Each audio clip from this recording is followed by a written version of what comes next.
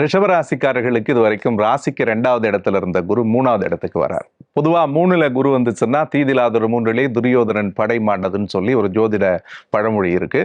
So அண்ணன் இவங்க முன்னாடி எல்லாரும் பேசும்போது பல விஷயங்களை பரவலா பதிவு பண்ணது, பழக்க வழக்கத்துல நண்பர்கள்ட்ட திடீர்னு யாராவது பேசுவாங்க, பழகுவாங்க, அல்லது நம்ம சொல்லக்கூடிய வார்த்தைகள் யார்கிட்ட பேசணும் பழகணுன்ற விஷயத்த ரொம்ப ஆழமா பதிவு பண்ணாங்க. ரிஷபராசிக்காரர்கள் தயவு கூர்ந்து அந்த ஒரு விஷயத்துல ரொம்ப கவனமா இருக்கணும். இந்த காலகட்டத்துல தவறான நண்பர்களும் தவறான பழக்க வழக்கங்களும் இந்த காலத்தில் சேருவார்கள். நேர்மறையா யார்ட்டெல்லாம் நீங்க நம்பி பேசுறீங்களோ பழகுறீங்களோ அவர்களே உங்களுக்கு மிகப்பெரிய வழிகளையும் இந்த காலத்துல ஏற்படுத்துவாங்க. அதுல ரொம்ப கவனமா இருக்கணும். குறிப்பா 4வது வீடுன்னு சொல்லக்கூடிய சுகஸ்தானத்துல கேது இருக்கிறதுனால ஒரு டிராவலர் மாதிரி தான் அவங்க வாழ்க்கை இந்த கடந்த ஒரு வருஷமாவே வாழ்ந்துட்டு இருப்பாங்க.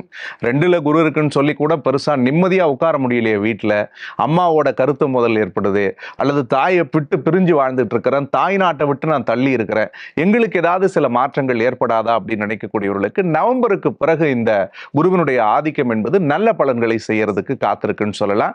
குறிப்பா 7ஆம் இடத்தை குரு பார்க்கறதுனால காதலிப்பவர்களுக்கு ஒரு பொற்காலம் இந்த காலகட்டம். காதல் இல்லாதவர்களுக்கு காதல் மலரக்கூடியதாக இருக்கும். திருமண வயதில் இருப்பவர்களுக்கு திருமண யோகங்கள் கூடி வரக்கூடியது. அதே மாதிரி 9ஆம் இடத்தை குரு பார்க்கறதுனால நிச்சயமாக ரிஷபராசிக்காரர்களே ஒரு திடீர் யோகம், திடீர் அதிர்ஷ்டம், ஒரு திடீர் பணவரவு இந்த காலகட்டத்தில் அவர்களுக்கு வரும்.